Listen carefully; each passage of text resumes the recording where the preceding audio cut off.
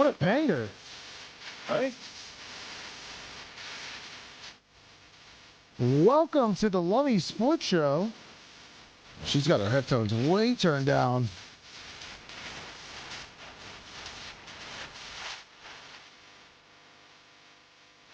What's up, Rhett? What's up, Lummy?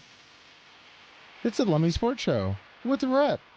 813-90-BUBBA, 813-90 Bubba. I expect a couple phone calls. Good ones?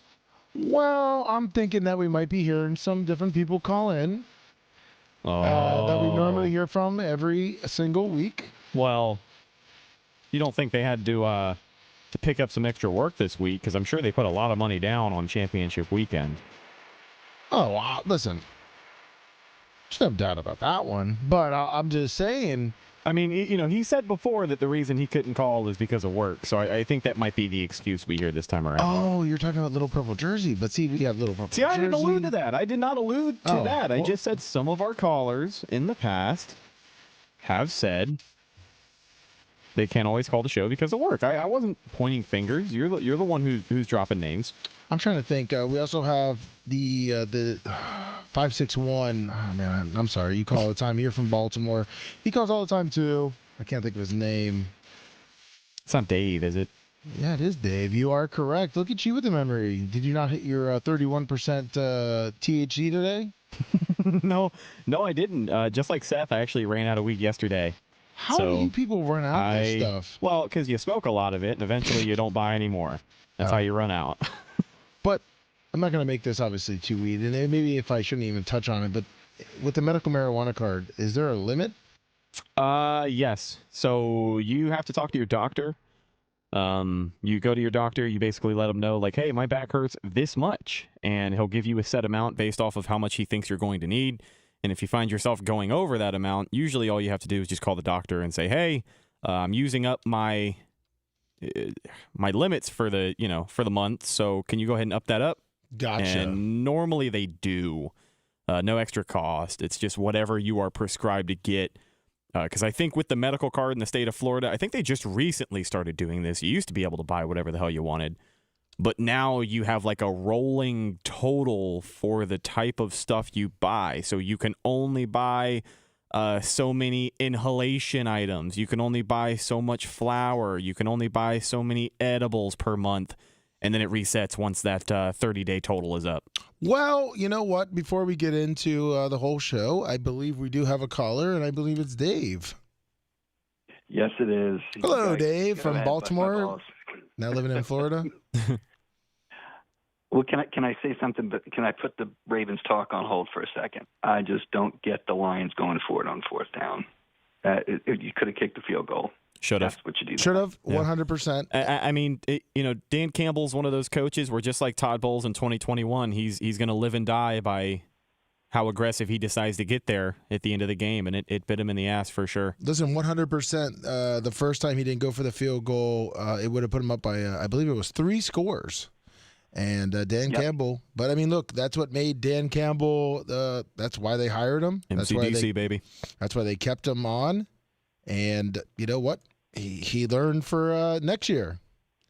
But let's dive into the whole Baltimore Ravens. I mean, come on, let's go. Let's go. Well, back to the Ravens.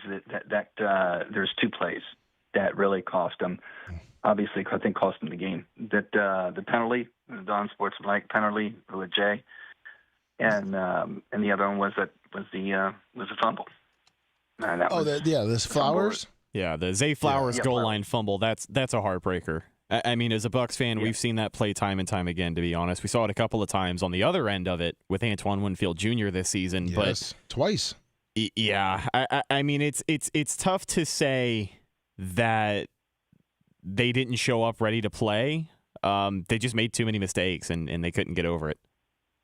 Absolutely. They beat themselves. I mean, they shot themselves in the foot. I mean, I'm sitting there watching the game, and I'm like, I just shook my head. I'm like, it is typical Ravens football, and the fact that they don't really get beat by any teams.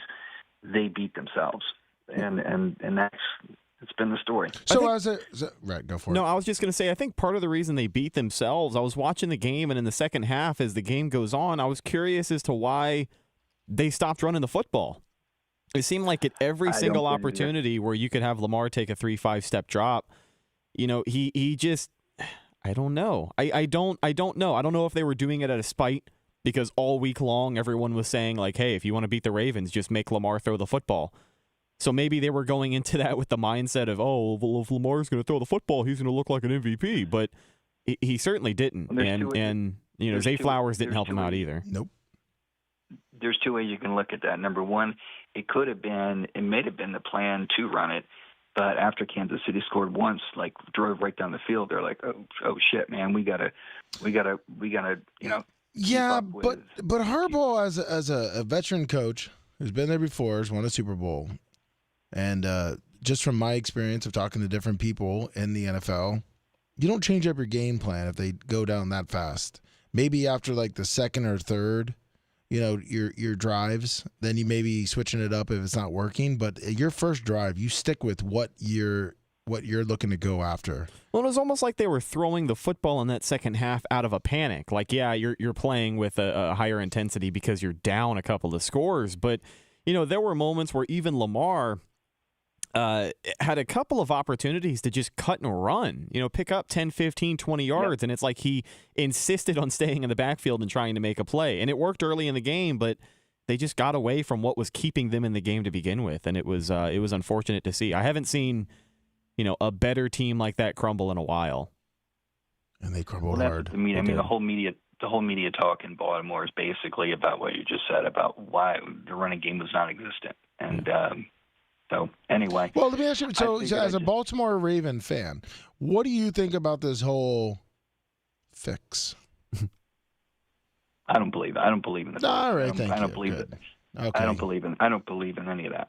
All right, at least you're saying it, because I know that's the way people, I guess you could say, are moping to recover from their loss. I don't believe there was a fix, but I do believe that the refs, there were some penalties there that weren't called, and penalties that were called that just weren't right. And then there was a couple of times where the spot looked like it was a first down, and they didn't give it to him. So you know how many snaps I've watched this season of Kansas City on offense? There's only one guy that I watch, and it's that fat ass number 79.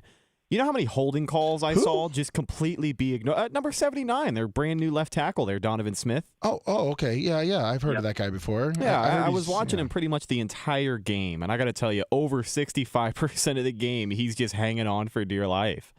It got to the point where these Kansas City pass rushers are just begging for a flag, and down there at the end of the game, there were quite a few no calls. Well, I'll tell you something that I know that you could call a penalty on every offensive lineman. On every play. Exactly. Yeah. But Donovan Smith is an exception.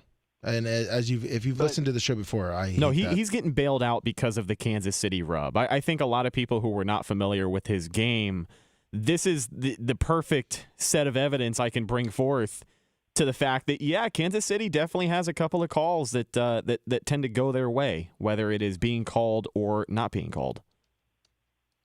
I think also, if you take a look at it, the NFL's got to do something about the officiating. But I think even in the playoffs or the championship game, don't they single out like certain officials, the best graded officials from certain teams, and then put them all together? So they really haven't had a chance to work together as an officiating team. Isn't that what they do? I guess. I think that's what I wish referee Fred was listening right now. I could probably text him, because obviously he is actually an NFL referee. I'd like to actually find out about that and figure that out. I think that's what to do, because the commentator, I forget who was that said it during the game, but there was one official that this was his first, AFC championship game, officiating. So I don't know. There's some things that need to be, I think, addressed with the NFL, but that's a conversation for a different time. I would also like to ask our buddy referee Fred about just the lack of calls down the stretch, because to be honest, when I was watching holding call that didn't get called, pass interference, the personal foul against Baltimore is one thing, but like the pass interference that they wanted in the end zone, which, to be honest, you can make an argument that it was pass interference for sure. When I see things like that happen in a playoff game, all I can think about is the end of the Super Bowl last season. You remember how great of a game that was between Kansas City and Philly until the final 2 minutes when they just gave it to Kansas City on that offensive pass interference.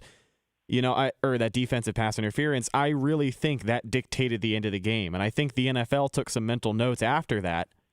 And they were like, all right, well, maybe we have to evaluate just how much these guys feel like throwing the flag here in the postseason. Like, when it matters the most, do we want a defensive pass interference to dictate a game that could easily be won by the players on the field? Like, I think it is something they take into account. And that's the first thing that comes to my mind when I start seeing some more of these no calls this late in the season. I'm trying to find referee Fred's number. All right, I got to get back to work. See you, Dave. Dang it, I can't find his number. You know what? I don't like the new. Well, my iPhone is, who knows how even old this thing is. It's an old phone, and I don't like the new search engine on it because I'm trying to find his. I'm typing it in. On what, your contacts? No, not on my contacts, because I have no idea what I saved him under. I think he saved himself under. I thought it was referee Fred, but for some reason I can't find that. And so anytime I put ref in my text, it literally is just coming up to Fred. Dang it. Well, maybe I'll try to keep finding it if we get it, but still, I don't know. The referee calling, I know everyone complains, but you know what? That's what a lot of people like about the NFL and about baseball too, is that it's the human aspect of it. I mean, do you still like that? I mean, you're a lot younger than me. Yeah, I mean, you hear it talked about in baseball all the time. Having a human umpire down there instead of replacing him with a robot. I still think having a guy behind the mound is good for the sport. I know that, again, cursing out an umpire, cursing out a referee, getting upset over a wrong call, it's part of the game, and I'm not going to say that it is right. I'm not going to say that it's the best part of the game, but it is part of the game, and we've just kind of come to accept it, I guess. Yeah, I mean, pretty much. I mean, that's what we've grown up with. I hate the whole robotic system that they could go for in baseball. I think the XFL was really onto something a couple of years ago when they first started out. You remember how they had cameras and microphones up in the officiating booth for the replay officials, and they would relay on television the communication between the referee and the replay official. $25 super chat from the Big E 7375. Thank you. Marked safe from pulling against the Ravens, he says. Thank you, Big E. But yeah, I think the XFL was onto something with just the transparency behind how they decide to make these calls. If the NFL opted for just a more inclusive approach on the broadcast, I think a lot of people would have more patience for some of the shit like this that happens. Was it 219? Yo, what's up, Lummy? What's up, man? How you doing, bro? Good, hey, man, doing? this is Dustin, man. I was out there with Head PE when we came in there and they played inside of there, bro. What's up, Head PE? Yeah, dude, I was just calling because, of course, I'm a sports fan, bro. And I just wanted to say, man, I love what you guys are doing, and ever since I came out there, dude, with them that morning, bro, and they performed in there, man. Like, I haven't stopped watching you guys' show every day. I'm one of those guys who, my brother and I have fallen in love, bro, and watch that shit for 3 hours straight. You know what I mean? Awesome. Every day. Thank you. Let it play on YouTube all fucking day. But yeah, dude, I just wanted to say what's up, man. I don't know if you remember me or not, man, but yeah. I wasn't the dude with dreadlocks, man. I was the other tech that was helping them out. I gave you guys shirts and everything, bro. Yeah, bro, we really appreciate you guys. Yeah. We thought it was the coolest shit ever because we saw that this week there was a new promo photo going around of the Head PE guys, and Trauma's got his Bubba Army shirt. And so not only is that like a new press photo that they're using, but it got picked up and it's on Spotify for their. You know what's crazy is, dude, their album went #1 too, bro, on iTunes. So that fucking picture is going around everywhere, bro. Yeah, exactly. That stuff is awesome. Trauma's the best, bro. Yeah, he's a real one. Excuse me. He really is, dude. I haven't seen the tour date. I thought I had seen it when it was posted before, but they're coming back to Tampa this year, right? Right around the summertime? Dude, I would really think, I know they're playing a music festival out there, and it's a pretty big one, too, with some well-known bands, bro. So, I'm not exactly sure which one it is off the top of my head right now. But I think it's in Daytona. I think they're doing Rockville in Daytona. Bro. Okay, hell yeah. I think so, dude. It's like Dude, hopefully I'm out there. If I'm out there, I would love to stop by, bro. Dude, I mean, are you guys looking for new people to work up in there, bro? To keep the station running 24/7? We did just hire a new guy a couple of weeks ago, so I don't think Bubba's looking. Yeah. I don't think we're hiring at the I'm moment. from Indiana, bro. But what I was saying is my brother and I, dude, create a show, bro, and come out there and show you what we can perform on, bro. But you know, but I was just curious, dude. You know, it never hurts to ask, man. Oh, yeah, that's all good. You know, but dude, either way, man, I just wanted to say, you know, congrats on everything, man, and love watching, bro. And dude, the NFL is so fucking rigged, bro. Oh, you can't say there's that. some good videos on the Region Heat, bro. Check out the videos on the Region Heat, bro. Check them out, Lummy. The ones my brother putting up, man. Grouper loves $20 super chat, bro. Woo! There you go. Get that money, bro. That's right. Get that money. You listen to the Vince Russo Hey, man, thank you for your time, guys. I appreciate you. Thank you so much. Love you, bro. Love you, you have man. a great Love you. day today, man. See ya. Love you too, man. That Dustin, he's a cool bro. Yeah, he's a great guy. He's a great bro.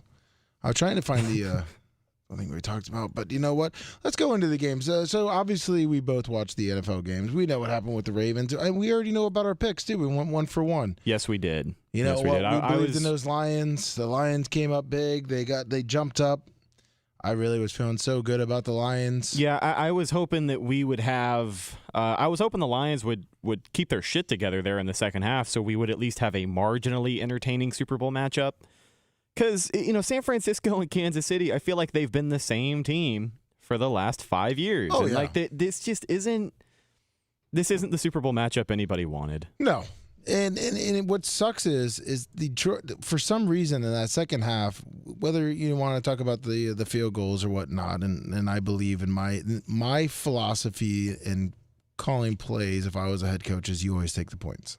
Yeah. If you have the chance to get the points, take the points. I didn't like when the Bucks went for 2. Take the 1 point, man. It'll make it easier. Take the field goals when you have the opportunity, because that turns into 3. That turns into 6. We've watched so many games this year that the coach decides to go for it because the statisticians say 50% chance on this one or 70% chance on this one. Well, guess what? I don't give a fuck what the statisticians or the analytics guys say. It's all about what you feel in that moment. You know, there's never going to be a coach who goes for it on 4th down and then in his press conference is like, oh, well, the analytics said it really was a good look for us. At least I've never heard that. I've usually always heard a coach say, like, listen, we like the way our offense was playing in that moment.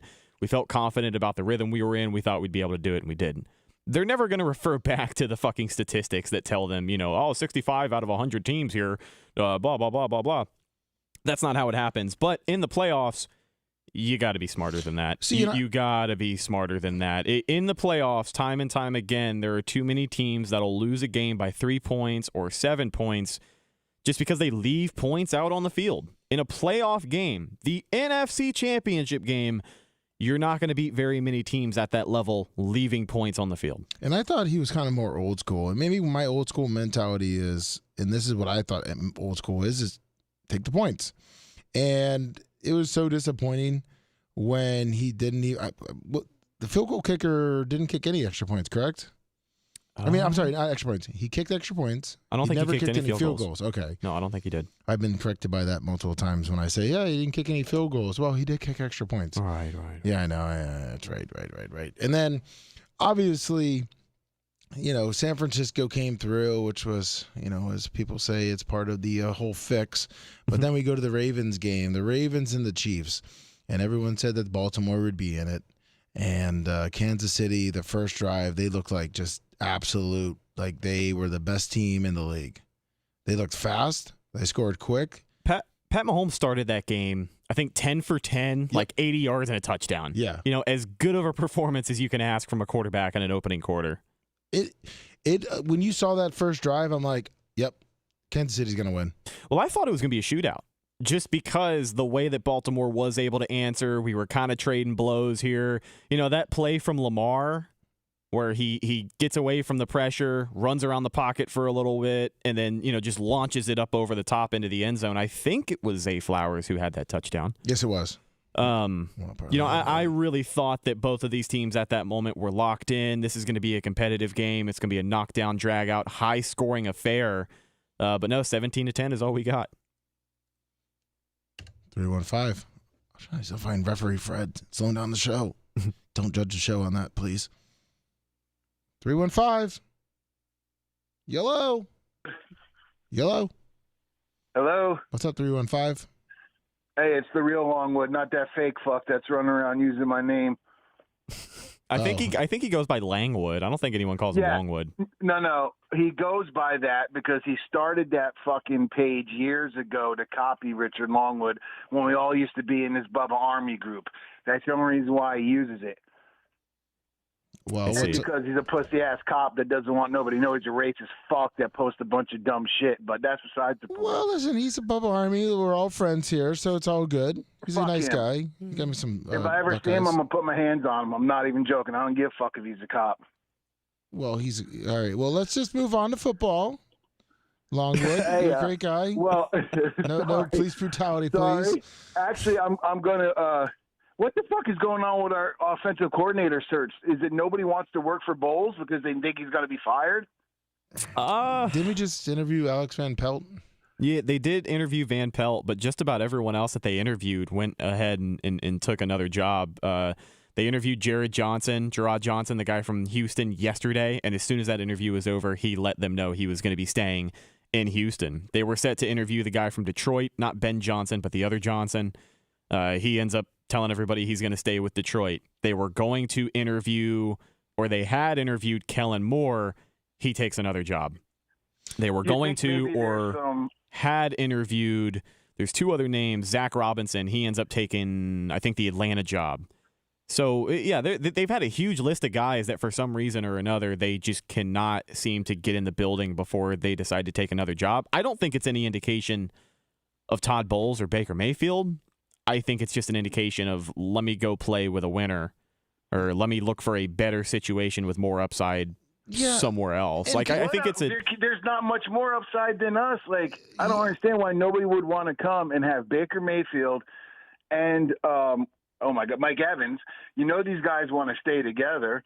Do you think that maybe that's having something to do with the search? Like maybe there's communication between Baker, Mike Evans, and everybody say, hey, we're trying to find the perfect fit for you guys to do this.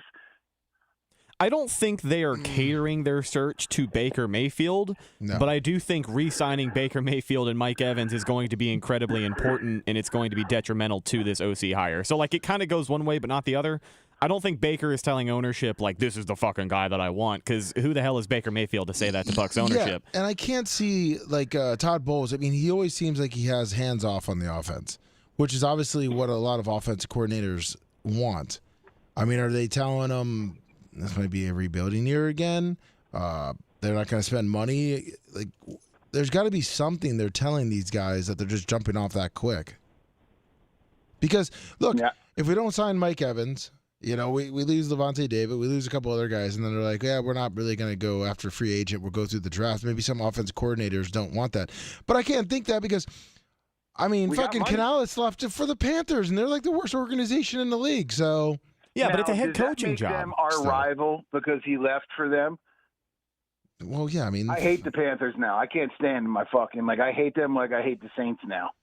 I hate the Panthers when they came. They're poaching our staff. The Bucks are going to interview Thad Lewis, who was, I believe, an offensive assistant the last couple of seasons since Arians came in.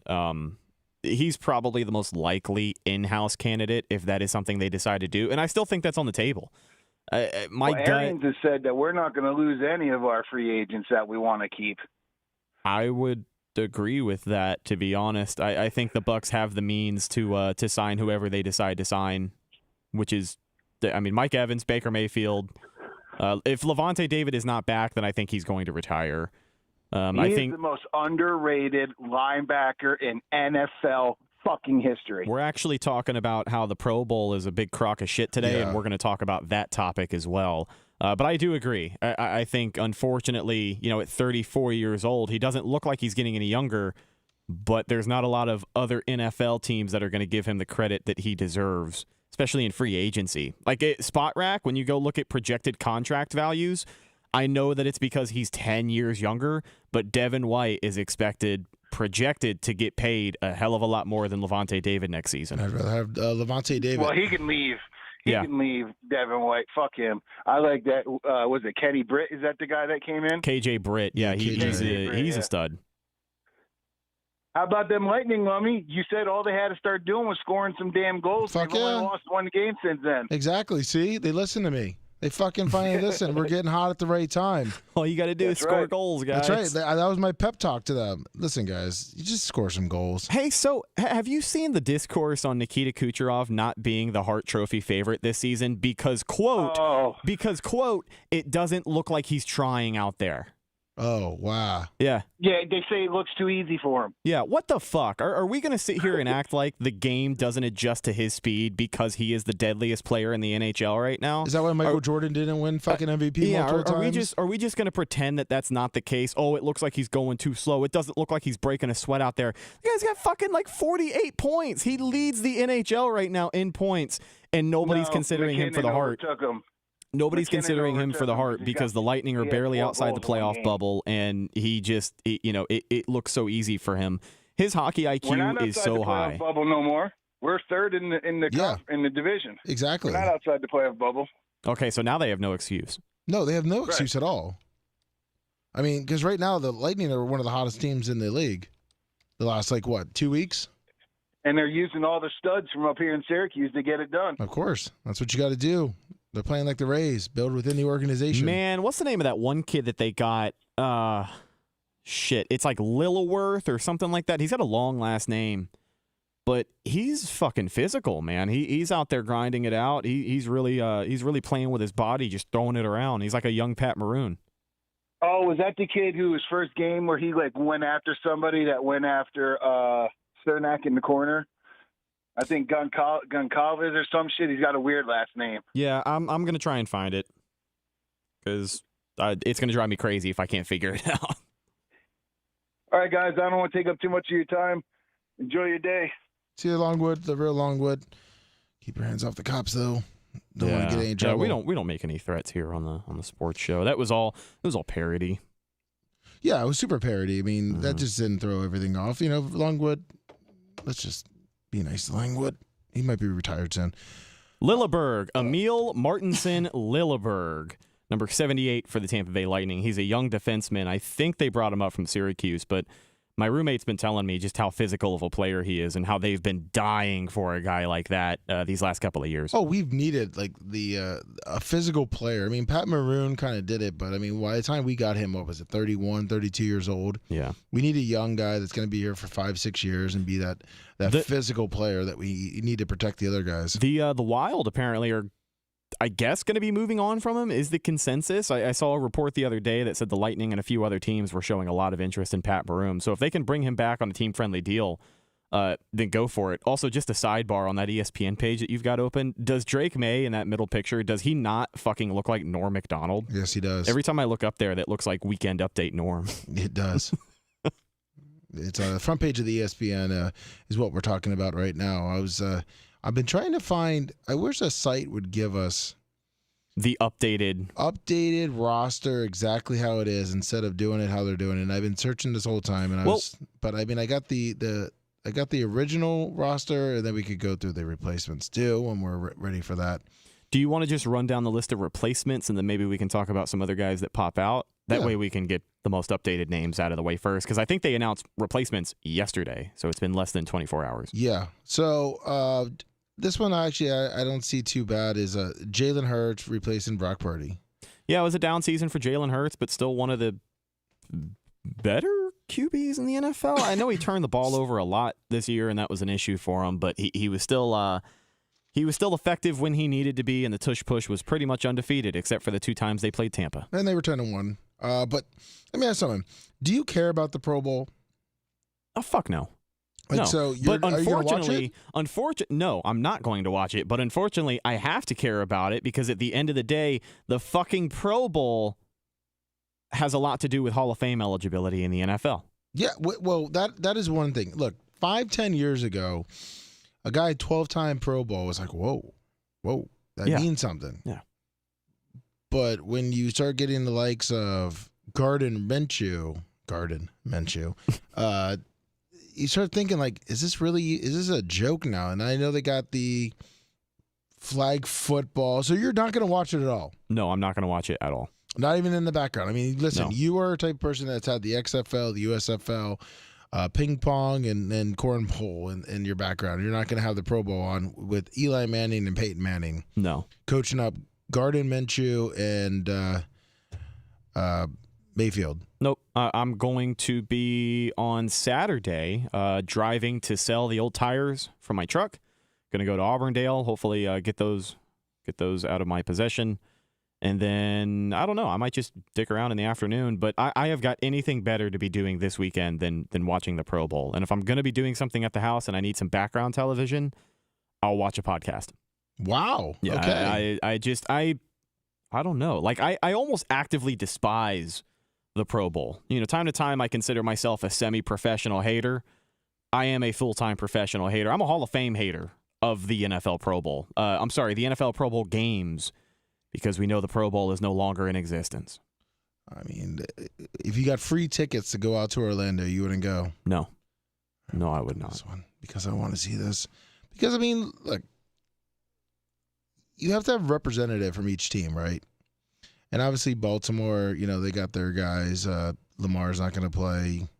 But just looking at this, let's see. Geno Smith replaces Matthew Stafford. I mean, does Geno deserve an All-Pro this year? I don't know. Well, not All-Pro. Just to differentiate, there is a difference between a Pro Bowl appearance and an All-Pro nod. Oh, that's right. Correct. An Sorry. All-Pro nod is usually earned. Pro Bowl is a popularity contest, but All-Pros don't do fuck all for Hall of Fame eligibility, which is so stupid. But I just want to remind everybody that we talked about Gardner Minshew, a quarterback, making it. And yes, he is a substitute.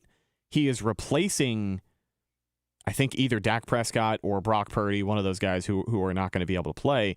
Well, no, they're in different conferences. There you go. So Gardner Minshew. So let me find out who that is, because, like I said, it is actually I don't know what AFC quarterback he is replacing, but I just want you to hear these numbers, and I want you Here we go. to let this me is know. A little better. I want you. All right, perfect.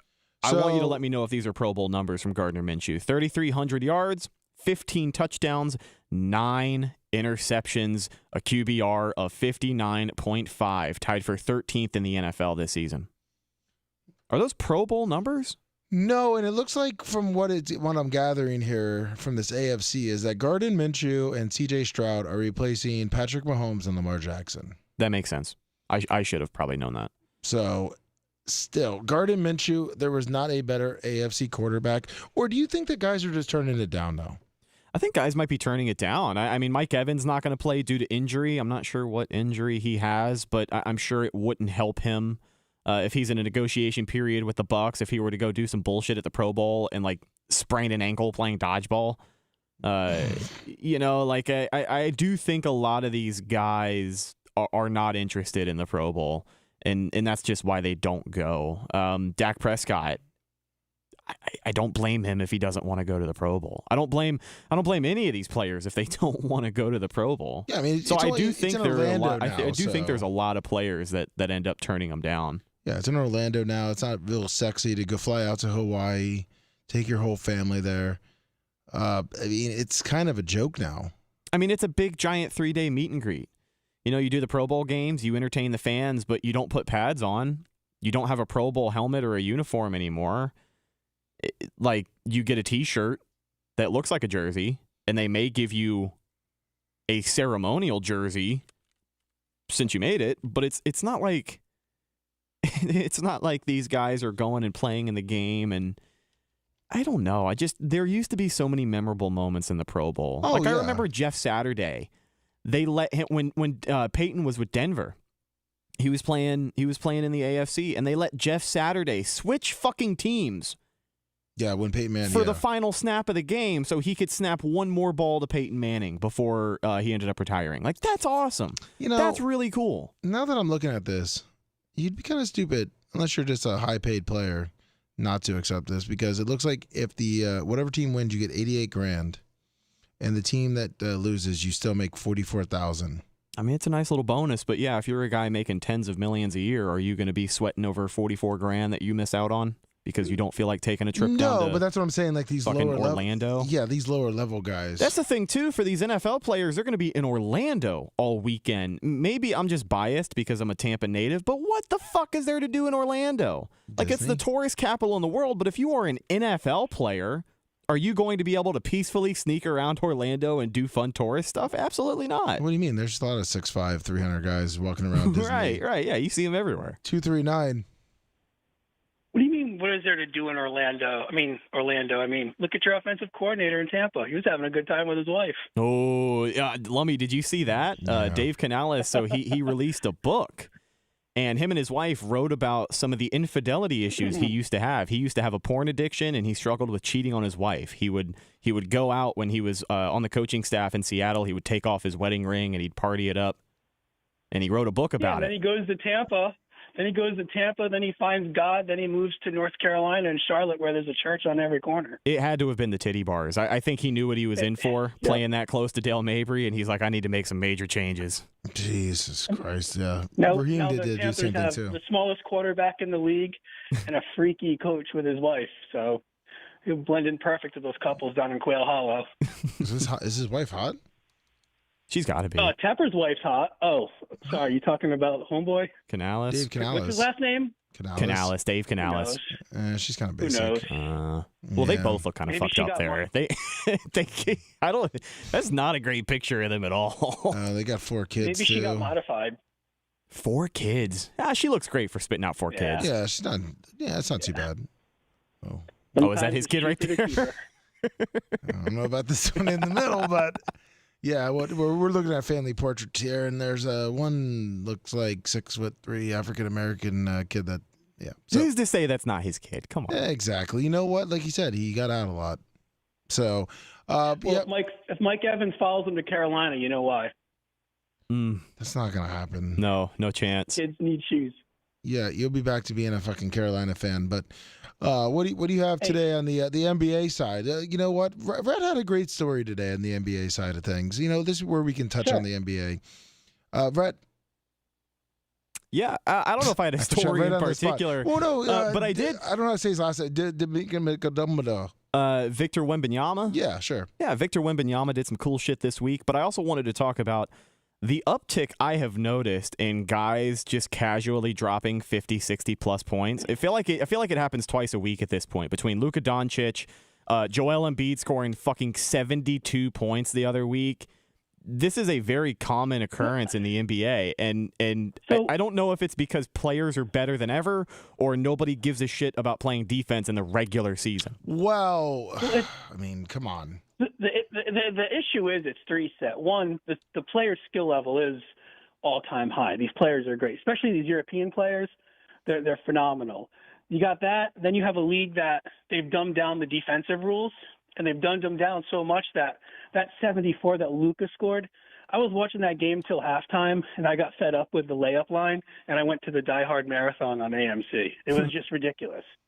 And then you got the owners, and you got this new TV contract, and for some reason they think in their head that more offense leads to better ratings. However, the ratings are at an all-time low. But you're right, Rhett. 70 is the new 50, 50 is the new 30. Like, what these current players are doing is they're leaving the game not in better hands than previous generations. Well, I just think it's so embarrassing. Sorry, Lummy, I didn't mean to step on you there. I just good. think it's embarrassing for the NBA. You know, Luka having 73 points, as you said, Joel having 70 points. First time in NBA history that there's been 2 70-plus point performances within a week. Yep. And then they try to swing off of Kobe Bryant saying, well, this is the anniversary of Kobe's 80-point game. If you look at the tape of his 80-point game, he had 5 people. Now, he was playing hero ball. He had 5 people dragged all over him, punching him, and he's hitting turnaround Jays on the Raptors. Yeah, Luka is just going to the layup line. That's all it was. Yeah, that's why there will never be another Kobe Bryant for sure.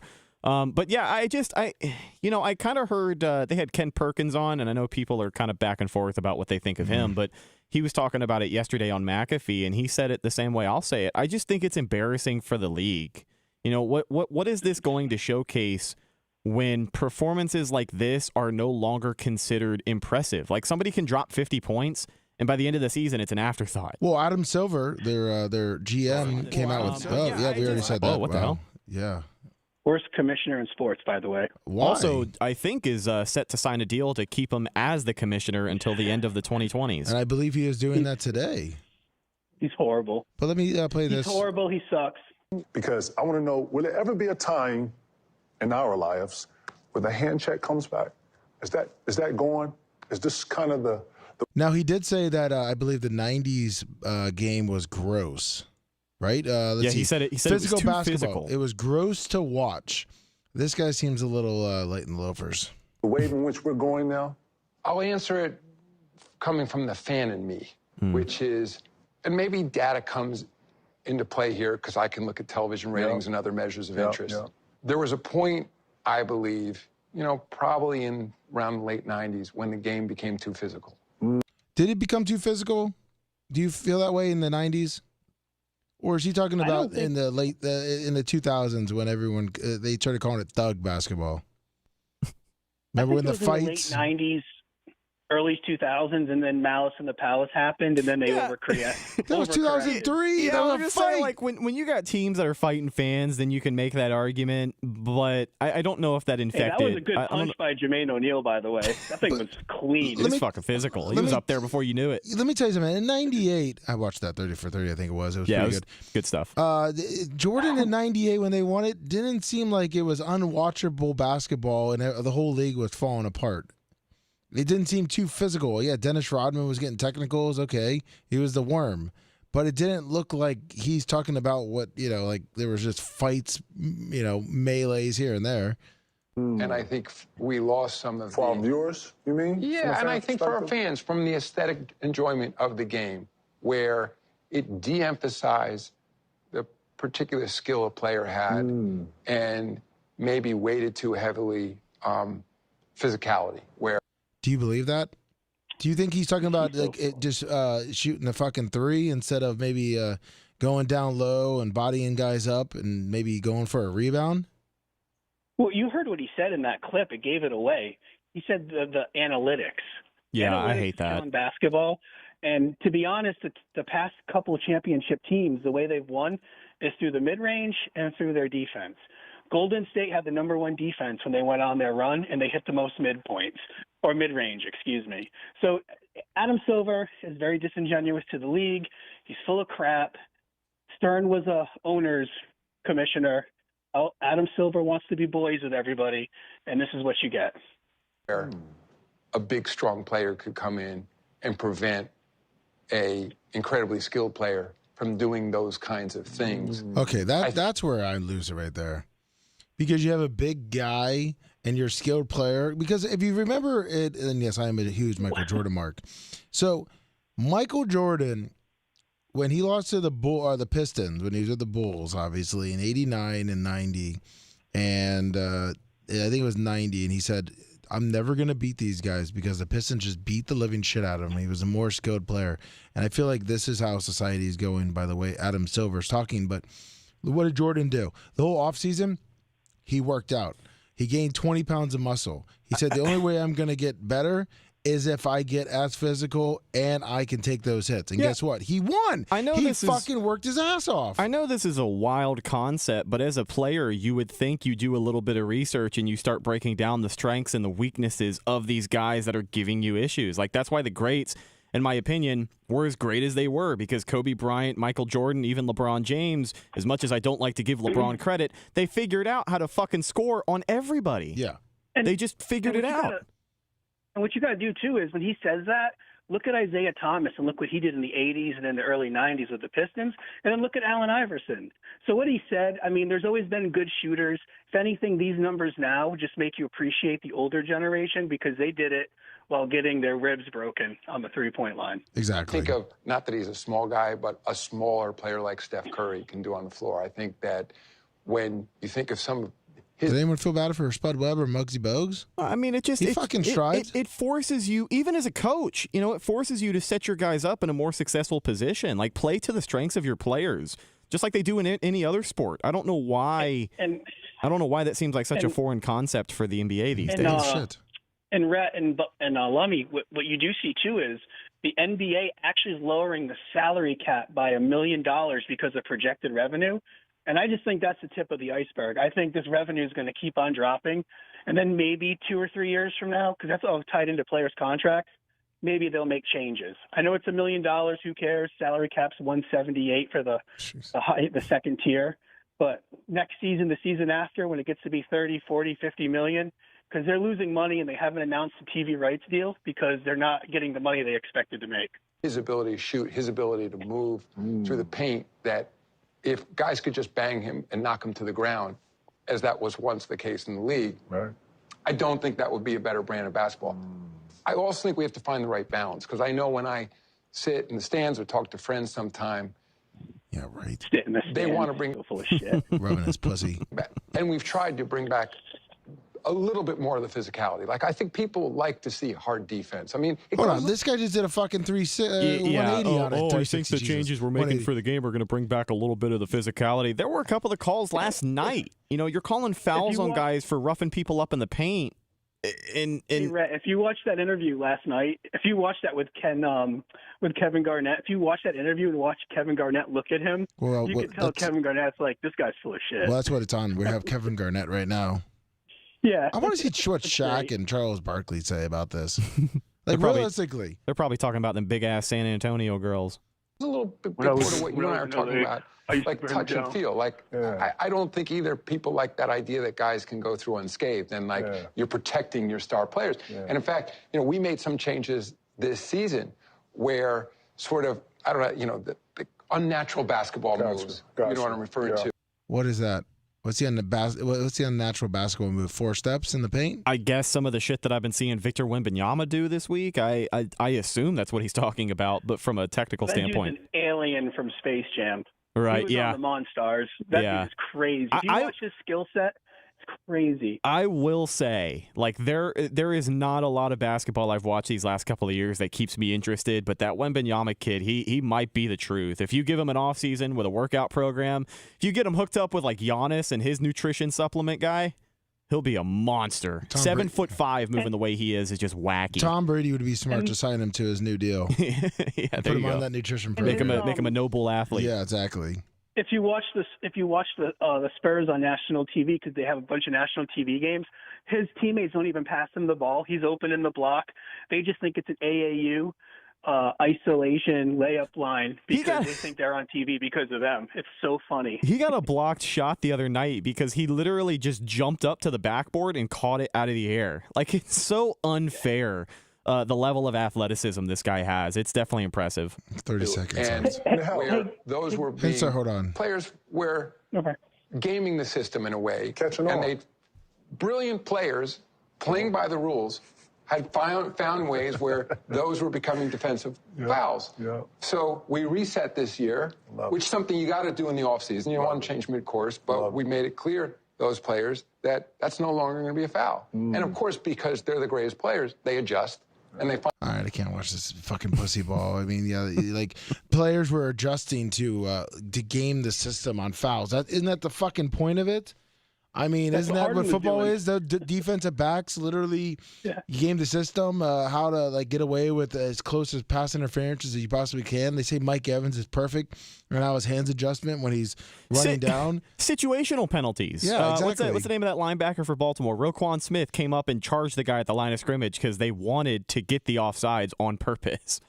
Yeah. There's a lot of situations where, yes, you can take advantage of a rule that's already in place to help you win the game. But I don't know if any defensive fouls, you know, I guess when you're shooting at the line as much as those guys were, he does have a fair point, but I don't know if flexing the rules every single year and changing it the way that they have to evolve the game the way that they have, I don't know if that's the answer. But, you know, I am just a casual NBA guy, so I'm not going to say I've been sitting here watching the product for 10, 15, 20 years, because I haven't been. Listen, we have a pro here in Henstar who, I remember he bought a ticket for the Charlotte Hornets playoff game when they were, like, 10 games under 500. I did see no chance to win the playoff game. I did see Terry Rozier, former Charlotte Hornet. Went to Miami. Yeah, he just recently went to Miami, and yesterday he said, you know, when Miami loses a big game, it's a lot different because you don't expect it to happen. Up in Charlotte, that's in their DNA.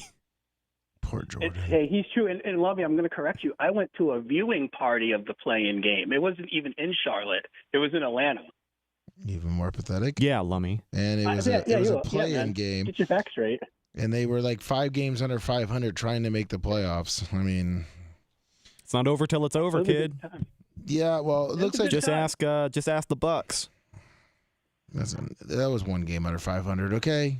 At 4-7, though, did we think they were going to beat the Eagles in the first round of the postseason? Yeah. Oh, we did? Yeah, I predicted the Bucks to be 9-8.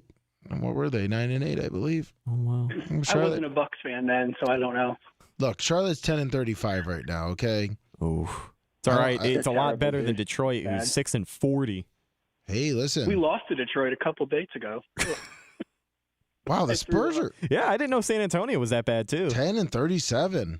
It's a lot of mediocre from what it looks like around the NBA right now. I mean, in the West, you've got Minnesota, Denver, Oklahoma City, the Clippers, the Kings, and the Suns. But when you look over at the East, Lummy, and you scroll up to the top, all of those teams in the West, Minnesota, Denver, OKC, LA, Sacramento, maybe the Suns, but they're 27-20. Are they going to beat the Celtics in a 7-game series? Are they going to beat the Bucks in a 7-game series? At this point, are they going to struggle against the Knicks in a 7-game series? Like, I just think that there is a big discrepancy between the better competitive teams and the rest of the shit that we're looking at right now. I just want LeBron to, play with this kid one day. Isn't that next year? Next year or the year after. I think it'll be the year after. This is Bronny's first year with USC. So I think after next season, he'll be able to elect for the NBA if he wants to. Oh, no, he can this season. Oh, he can? Yep, he can. I'm not sure if he will. They're trying to say he'll be a first-round pick, but I just think that's fake news because of LeBron's reporters he has in his pockets. So they're just trying to inflate his draft stock so he can get somewhere. But, yeah, he's eligible after this season. He can declare. Yeah, when your name is literally LeBron James Jr., I'm not going to worry too much about the marketing he's going to have before the draft. Yeah, poor Michael Jordan Jr. He didn't really get much, did he? Mm. Did he have Michael Jordan Jr.? He had Marcus Jr. or Marcus Jordan. Marcus, didn't he play in your end of town? UCF. Oh. Was there a Michael Jordan Jr.? Do you know? I don't know. There isn't. There isn't. Oh, he didn't have that cockiness? I know one next. Michael Jordan. Oh. He's got some twins, though, so he's got Jeffrey, Mark. Oh, now we got the ads for the Tigers Apprentice, Lummy. Oh, I like that. Marcus. Jeffrey. Hey, quick question. No. What? No? Well, one, I want to apologize for my Australian Open bets. That was the shittiest tournament I've picked in about 3 years. Yeah, listen, go fuck yourself on tennis, okay? You know what? Don't talk to me about this. So I'm gonna because you know what Ashley said it best. It's the fair. You're the fairest of the weather fans, okay? You're a fair weather fan. You're a fair weather fan. We're hanging up on you. You know what? Okay. Yeah. You know what? Go fucking watch tennis. Love you too. Fair weather fan who got hung the fuck up on. I don't bet a lot of tennis, but I did start betting golf. Yeah. PGA getting back and active. Great. Wait, you're supposed to be sharing that with me. Well, I didn't for a reason because day 2, day 3, and day 4 were fucking awful. Took a loss? Yeah. Right, I had 2 tickets that I won on the first day, betting the under on strokes for a lot of guys. And every day after that, it was just awful. It was awful. It was just bad. I only did 2 more days after that. By the end of day 3, when I lost every single pick, I was pissed. Well, I mean, I don't blame you on that one. You know, maybe don't share those with me then. I appreciate that. I mean, I took a lot of losses. I usually win the ones that I don't share with anybody, and then once I start telling people that I like these picks, that's when like none of them will hit. Yeah, that usually happens. It happens with me. That's why I've kind of kept my mouth shut too. Now, are you going to bet on the Pro Bowl game? Come on, since Lummy. You're not going to watch it? Come on, Lummy. I mean, do you think that if you bet on the Pro Bowl game, you're a sucker? Yeah, I think that's kind of goofy to bet on the Pro Bowl games. I mean, hey, the less you know, the more you win. But exactly. I don't know if I'm betting on the Pro Bowl football game. I mean, come on. Yeah, no thanks. I mean, do you think that whose idea do you think it was when they came up with the flag football? I mean, do you think that obviously you have the players? Do you think the players just think that's a huge joke? I think, to be honest, I think a surprising percentage of the players prefer it. And I think that's why we are in this situation because, I mean, these guys have been playing all year. You know, the last thing you want to do is go play in a meaningless all-star game where you're getting hit and risking injury. So I can understand it from that point of view. The NFL's been all about player safety, so I totally get it. But as a fan, as a football fan, I want more football. And I don't know. I think when you look around at the other all-star games, they all kind of suck. Like MLB's probably has the best all-star weekend. Even the NHL is starting to fumble the bag from what I hear. Yeah, it was kind of pathetic. If it was in Miami last year, it was pretty bad. Yeah. I tried to watch it. It was... NBA All-Star Weekend is fun, too. Like, people like the three-point contest. I don't know if you saw what they're doing for the three-point contest this year. Oh, no. What is that? Steph Curry is going one-on-one with the best shooter in the WNBA in a three-point contest. And he will be shooting from the NBA line. She will be shooting from the WNBA line. So that way, if whoever wins or loses, you know, the fans are going to have a field day with that too. Wow. I fucking thought he was in here. Scared me. Wow. Yeah, if you haven't checked that, yeah, that's what I think about the NBA All-Star three-point contest. I know it's incredibly disrespectful that I just referred to her as the best shooter in the WNBA and didn't know her name. I think her name is Sabrina something. But unfortunately, Lummy, I have not done my homework on the WNBA lately. I don't blame you. Listen, I gave women's basketball one shot last year when USF was playing the best team in the NBA. Best team in the NBA. The women's basketball, NCAA women's basketball. Who was that last year? Like UConn? South Carolina. Okay. It was so bad. Even the best team was missing shots left and right, layups. I couldn't, Rhett. Yeah. I just couldn't. Trust me. I hear you. I really do. I've said it before. I'll say it again. I have a theory, and maybe we should try it out one of these weekends. Women's college basketball in full effect. I think the WNBA season starts soon if it hasn't already started. But wow, should we just not go to a game or ever talk about them? Yes. Well, I've heard that some of the easiest money you can ever make sports betting.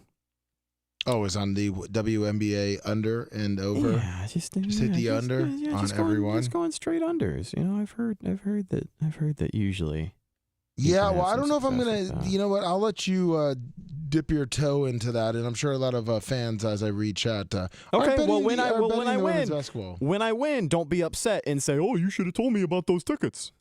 Hold on. This was your opportunity. Golfing is a little different there, buddy, than women's basketball, women's college basketball, and women's, like, I would even listen to you. I love that we're both so much more gung-ho to bet on fucking golf than women's basketball. Exactly. Listen, and I'm sure a lot of, and you know what, we've had people call in Las Vegas Mario and said that he follows us a lot on our bets, and we've had some other people that follow us on our bets, and I don't think there's too many people that are going to be following us on even if we started killing it on women's college basketball. No, that's going to be an independent study until I can have some solid evidence for you, because one way or another, I'm going to be losing money. I mean, I just clicked on the NCAA women's Southeast Missouri and Lindenwood, 67-53. Hey, Michigan State did put up 82 over 84 Rutgers. for West Virginia. I know we got Big E in chat. I mean, he loves that. You know, he loves West Virginia. Wow, I can't believe we just started talking about women's basketball now. I mean, listen, this show just went right off the turnpike here. We were talking about NBA with Hinstar, which I've hung up on him multiple times for even bringing up basketball. We broke that down, which the commissioner just showed his complete pussy ball at this point, and he doesn't want roughness. I just looked up USF's women's basketball team is on the TV above me, and we are talking about the WNBA and how to bet on it. It's the natural progression. You start talking about the NBA getting softer and softer, and here we are talking women's college basketball. We've really covered the bases. I think this is the most in-depth we've ever talked about women's college basketball and the WNBA here on the Sports Show. Yeah, and I think we just need to switch off that. I mean, we were going to talk about the Pro Bowl this weekend. I mean, be honest, the only thing I really want to watch on the Pro Bowl is the skills contest. I wish they still had some of the skills contests they used to back in the day. Like, you remember the quarterback challenge? Oh, yeah. Those are awesome. You know what? Instead of the Pro Bowl, I'm just going to watch a bunch of those old QB challenges from, like, back in the day. Which, I mean, is Macho Man still here? No, he took off. I was going to see if we could throw that up there because, yeah, the skills challenge. I mean, it's, Here, I got you. I'll go do it real quick. Oh, you're just going to put it up there? Yeah. For Yeah, because people watching? got to see it. Well, this is 2023. Well, hold I don't on. know When if you I'm go watching. back there, I'm not going to be putting up, I'm going to be putting up when Dan Marino or some actual, here we go. Look at this. The Pro Bowl Gridiron Skills Challenge. Brady only ever did one of them. Oh, well, we have Brett Favre, I think, because it kind of shows like it looks like they're having fun. Jim Harbaugh, who just got hired on San Diego Chargers. We talked about last week, about the different coaches that were planning on getting hired. And obviously it looked like Jim Harbaugh did land with the Chargers. And Raheem Morris, welcome back, Raheem. I actually talked to a couple of local sports guys that were not too happy. They didn't like Raheem for some reason. And I felt like he served his time, serving his time just for being a young coach and being let go by the Bucs. He was a player's coach, and he did a hell of a job.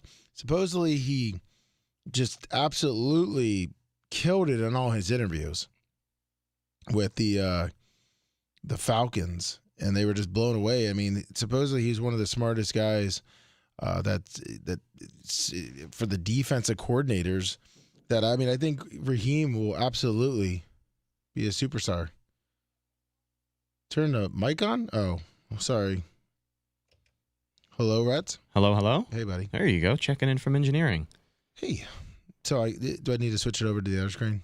Yeah, you can play whatever video you want, and then I'll throw it up here. Oh, see, look at that. Look at this teamwork. Yeah. The old school Making gridiron. the dream work. Man, you can tell that the quality of the TV's here. Got John Elway right there. Full screen it for me. Yeah, will do. I just lost my mouse thing. Look at Bill Belichick. Look at young Bill. Now, where does he end up, Brett? 1996. So he was. It said he was a head coach. So who was he with? Cleveland? 96. He would have been with the Jets. He was with the Jets at that time. How long was he with the Jets as a head coach? For like a year or two? Yeah, maybe a year. The Steve Young.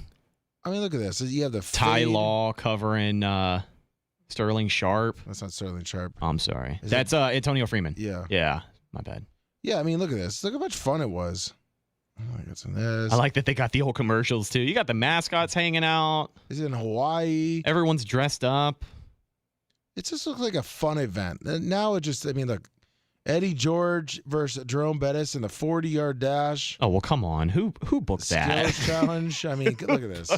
Who booked that? We got college basketball. I mean, come on here. Look at this. Oh, the drive contest. Yeah, come on. You got the linemen out there competing in skills challenges. Like, you know who the most useless people are at the Pro Bowl year in and year out now are the offensive linemen. Because seriously, what do they do? Look at this. A $1 million kit. Who is this fucking guy? Look at those socks. That's some old guy they pulled out of the audience. Did he get it? Dead on, though. No. Oh, he's sick. He's the sickest man in Hawaii. Wow. I mean, look. He had the angle. He just didn't have the distance. Well, yeah, he was 85. Look at, you got Steve Young. Let's see what he's going to be doing here. The 7-on-7, it looks like. This looks like exciting football. Look at that. The beaches. Come on.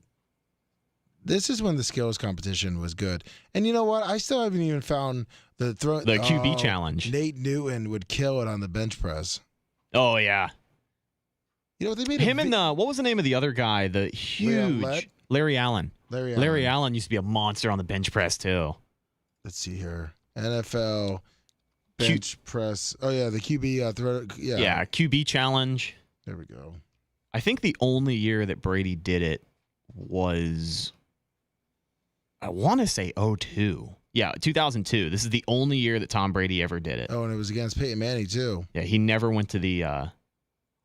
I think he went to the Pro Bowl, but he didn't ever do this stuff. Look at Jake Plummer out there. I mean, yeah. See, look at Peyton Manning. Look at young Peyton. Go ahead and you full screen this. Yeah. Thank you. There we go. Those colored glasses on. I mean, that's true too, but the skills competition just don't see like they get the distance here. I mean, just seeing how the guys. I mean, yeah, the guys. You look at it now and they just suck. But I mean, when I was growing up, it's hard. reading recognition. I want to see the linemen real quick. I know it's riveting. I know. Listen, I'm sorry. We're talking about the Pro Bowl. You got to take a trip down memory lane. What is it? Pro Bowl bench? What was it? Bench press? I don't even remember. When's the last time they even did it? Larry Allen. Strongest man. Is that what it was? Yeah, the strongest man competition. I mean, I know the people watching on YouTube and everything are loving it, so that's all that matters, right? Check it out. Yeah, I was going to say we have no audio. I just realized that. Oh, look at Leo. See, now that's impressive. Oof. He's got that barrel. He's got long arms, too. Oof. How many 43. He did. Was good, and I know we got down this rabbit hole now because, you know what? I'm sorry, guys. This is when I felt like the Pro Bowl was good. See, this was awesome. You had running backs in the same competition with the as your strongest offensive lineman. And even defensive lineman, too. Yeah. And Longwood, yes. Raheem Morris, you could say he sucked at the time. And look at, that's, what's his name? Porter. God, these guys had some arms. 43, yeah, currently in first place there. In Longwood, Raheem Morris, he was not good in Tampa Bay. He had a young team. He did not have discipline. He partied with the guys. This is the heyday. Sorry, then there's Dave Canales. It's all good. I'm gonna run back in there. You can shut this mic off. All right. Yeah, I mean, you guys could say what you want. You know, the Pro Bowl, I'll put it on in the background. I won't. You know what? I'll watch it. I'll have it on there. Mike could throw 545 yards, Cooper Lips, but you know what? It's not something like Ashley asked if I wanted to go out to the Pro Bowl, and I've never been to one. But if they were doing stuff like they used to back in the day, I probably 100% wouldn't want to go. I wouldn't want to go to a game. I wouldn't want to go watch the flag football game. Those guys just give it up. Like they're not even really playing. So it's like, why waste the money? Why waste the gas? Fuck it. I'm not going to do it. Yeah, fuck it. Fuck it. But, Rhett, are you back in here? Yes, sir. Yes, sir. Oh. It's 11:30. Listen, you know what? I think we go long next week. Yeah, that's cool. Next week, our big Super Bowl extravaganza. Yeah, we're going to break down the Super Bowl. This will be the best Super Bowl, pre-Super Bowl coverage on a Wednesday. At noon. At 10:20. Yeah, 10:20. Holy shit. Used to be at noon. That time change is still messing me up. Yeah, so 10:20. That will be the best Super Bowl coverage that you will hear anywhere. You will not want to miss next Wednesday's show. I mean, you don't want to miss any of the sports shows. I mean, come on, guys. Don't miss it. You're going to regret it. But thank you, everyone, for tuning in to the action-packed sports show, the Lummy Sports Show, with Rhett and Scout. And don't forget, for all your Bubba Army merch, go to Bubba Army Shop, Bubba Army Store, BubbaArmyMerch.com. Check it out. Rhett, thank you so much. Thank you, Lummy. I appreciate everybody listening and hanging out, reminiscing the old Pro Bowl days with us. Yeah, because you know what? That's what's going on this week is the Pro Bowl. And tune in tomorrow. Babyface is going to be here. Woo. And 6 a.m. right here on all places you're hearing us, from Bubba Army HQ to Rumble to YouTube to Twitch. And you know what? If you're lonely and you've already watched everything on YouTube, get on Bubba Army HQ. Sign up. You can listen to some of the old shows. If you're lonely. And if you haven't heard some of the podcasts, especially yesterday's with Brent, check it out. It's great. Seth did a great job with Brent. And we'll be returning to our normal schedule next week when Bubba gets back from the race. Or you know what? At 5:30, why not go on Flow Racing and support Bubba while he does his Lucas Oil races tonight? I love this song. And I love everyone in the Bubba Army. And have a great rest of your day. See ya.